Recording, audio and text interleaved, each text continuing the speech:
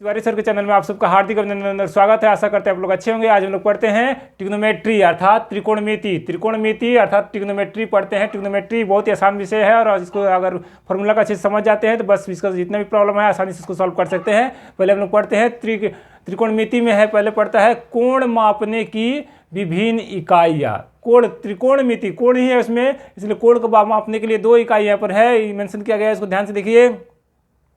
कोण मापने की विभिन्न इकाई, कोण मापने की विभिन्न इकाई क्या है? एक पहला है डिग्री में, डिग्री एक होता है एक डिग्री, दूसरा है रेडियन में। तो डिग्री में क्या कर रहा है? डिग्री में कह रहा है कि एक समकोण बराबर होता है 90 डिग्री, एक समकोण बराबर 90 डिग्री होता है। एक समकोण बराबर कितने? एक समकोण के बराबर कितने होते हैं? 90 डिग्री में।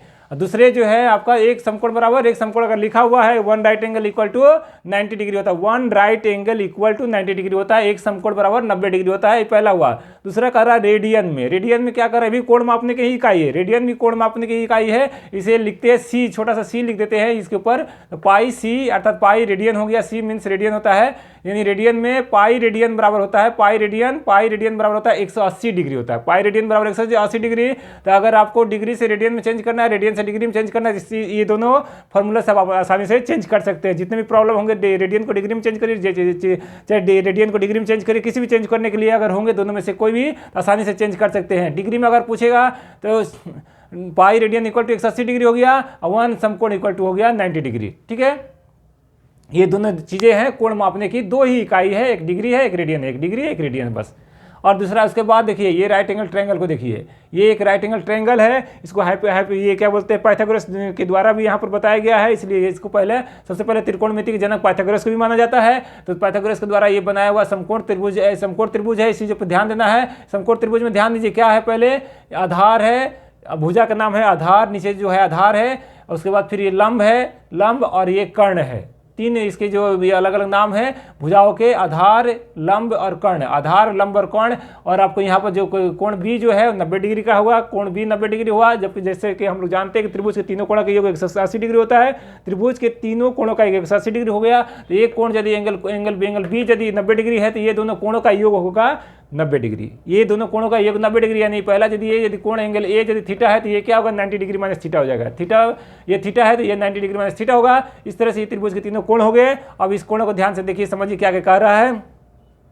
त्रिकोणमितीय अनुपात, त्रिकोणमितीय अनुपात, चूंकि कोण बनाने के लिए दो भुजा की जरूरत पड़ता है, इसलिए दोनों भुजाएं जो होगा एक अनुपात में होते हैं, इसलिए त्रिकोणमितीय अनुपात, यानी टी फॉर त्रिकोणमिति हो गया और ट्रिग्नोमेट्री हो गया और रेशियो लिखा, अर्थात माना समकोण त्रिभुज एबीसी। ये क्या है? समकोण त्रिभुज एबीसी है। समकोण यानी 90 डिग्री वाला कोण है, ठीक है ना, जिसका एक कोण 90 डिग्री हो उसे समकोण कहते हैं।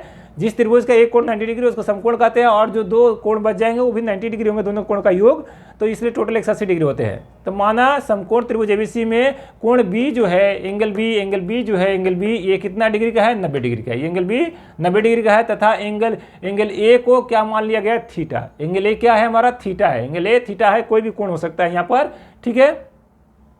तब अब साइन थीटा, यानी देखिए जब भी थीटा होगा तो दो भुजा उससे जुड़ जाएंगी। कोण किसे कहते हैं? दो भुजाओं को मिलाने से, और दो भुजा को मिलाने से वहाँ पर जो झुकाव पैदा होता है उसे हम लोग कोण कहते हैं। दो भुजा एक बिंदु पर मिलती है और उसके बीच में जो झुकाव, उसके बीच में जो झुकाव पैदा होता है उसे कोण कहते हैं। इसलिए साइन थीटा है, थीटा मतलब कोण, साइन थीटा में क्या होगा? दो भुजा होगा, तो दो भुजा ये सब sine theta, cos theta, tan theta, तीनों के लिए एक ट्रिक्स को आप समझ सकते हैं। ट्रिक्स जो सहज है उसको याद कर लीजिएगा, तो आपको साइन कॉस थीटा को और टेन थीटा में कहीं भी कंफ्यूजन नहीं रहेगा, सही से आप उसका मतलब ये फॉर्मूला लिख सकते हैं। तो ट्रिक क्या कहता है? पहला क्या याद करना है? पंडित हर, तो पंडित का जो है पहला अक्षर जो है पी, पंडित का पहला अक्षर पी और हर का पहला अक्षर एच, ये याद रखना है। पी पहला अक्षर, पहला लेटर जो है पंडित का पी और हर का पहला लेटर है एच। तो पंडित हर इक्वल टू क्या हो गया? Sine theta. तो साइन थीटा बराबर क्या हो गया? पंडित मीन्स आपका लंब हो गया परपेंडिकुलर, ये हर मीन्स कर्ण हो गया हाइपोटेनियस। हाइपोटेनियस कर्ण को हाइपोटेनियस बोलते हैं, लंब को परपेंडिकुलर बोलते हैं। यहाँ पर पंडित हर यानी परपेंडिकुलर अपन हाइपोटेनियस हो गया, साइन थीटा का बस हो गया। दूसरा याद रखना है, पंडित हर बोले याद कर लेते, साइन थीटा आप जान गए। दूसरा है बद्री हर, बद्री का पहला फर्स्ट लेटर बी लेंगे, हर का ये जो है पहला लेटर जो लेंगे एच लेंगे। बद्री हर, पंडित हर से साइन थीटा बना, बद्री हर से क्या बनेगा? कॉस थीटा बनेगा। बद्री हर से क्या बन जाएगा? Badri for B, Badri means हो गया बेस हो गया, बेस यानी आधार, आपका हर मीन्स हाइपोटेनियस जो है कर्ण हो गया। तो cos थीटा बराबर क्या हो गया, बद्री हर, बद्री हर यानी बद्री का बी पहला फर्स्ट लेटर हो गया, हर का एच हो गया। ये ट्रिक याद करेंगे तो आपको cos थीटा का ये आधार बटा कर्ण आराम से उसको आपको दिमाग में रहेगा। ठीक है, तीसरा हो गया, तीसरा जो है टेन थीटा। टेन थीटा क्या कर रहा है, प्रसाद बोल, प्रसाद बोल, प्रसाद का पी पहला फर्स्ट लेटर पी ले लिए, अब बोल का पहला लेटर बी ले लिए, बोल का पहला लेटर ले तो प्रसाद बोल यानी पी अपन बी हो गया, पी अपन बी यानी टेन थीटा हो गया, पी अपन बी मतलब लंब बटा आधार हो गया, लंब बटा आधार, पी फॉर परपेंडिकुलर और बी फॉर आपका जो बेस हो जाएगा आधार। तो इस तरह से ये पंडित हर, बद्री हर, प्रसाद बोल आपको याद कर लिए, साइन कॉस टेन का याद हो जाएगा। पंडित हर साइन थीटा, बद्री हर कॉस थीटा, प्रसाद बोल टेन थीटा, इस तरह से साइन कॉस टेन थीटा का याद कर लिए। और साइन का रिवर्स यानी उल्टा, साइन थीटा का, साइन थीटा बराबर क्या होता है, 1 कॉस थीटा, साइन थीटा बराबर 1 कॉस थीटा, तो इसका उल्टा चलेगा, ये लंब बटा कर्ण है तो ये कर्ण बटा लंब हो जाएगा।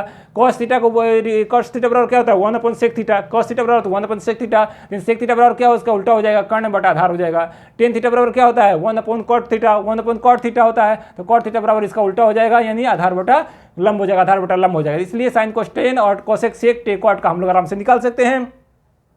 अगला एक फॉर्मूला यहां पर आता है, ध्यान दीजिए आपका कि sign square theta plus cos square theta बराबर क्या होता है, 1 होता है। इसको प्रूफ भी किया जा सकता है, लेकिन प्रूफ की प्रक्रिया थोड़ा प्रोसेस से बड़ा है, लंबा है, इसीलिए क्योंकि चूंकि ये ट्रायंगल, ये जो राइट एंगल ट्रायंगल के द्वारा प्रूफ किया जा सकता है, लेकिन अब इस निर्मल भाषा इसको याद करके रखिए, sine square theta plus cos square theta, दोनों ही sine square cos square line से नहीं आता है, इसलिए sine square theta, sine square हमेशा बोलेगा, साइन स्क्वायर तब थीटा है, sine square theta plus cos square theta equal to 1, equal 1 होता है यानी 1 होता है।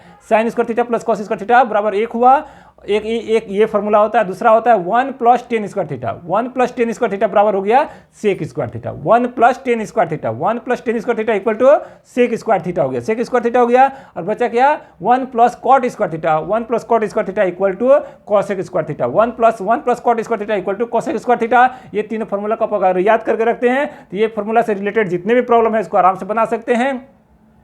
और दो यहाँ पर क्या बच जाता है, टेन थीटा बराबर क्या होता है, sine theta upon cos theta. Tan theta बराबर ये भी होता है कि sine theta upon cos theta को टेन थीटा कहा जाता है, sine theta upon cos theta को टेन थीटा कहा जाता है। और कॉट थीटा इसका रिवर्स होता है, टेन थीटा बराबर 1 बटा कॉट थीटा होता है, तो कॉट थीटा बराबर हो जाएगा cos theta upon sine theta, cos theta upon sine theta, cos theta upon sine theta.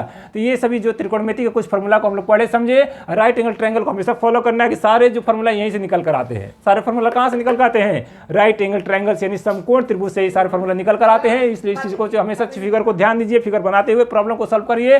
अगर वीडियो आपको अच्छे लगे तो लाइक करिए, शेयर करिए, सब्सक्राइब करिए, बेल आइकन बटन को दबाइए और कमेंट बॉक्स में सुझाव लिखिए। धन्यवाद।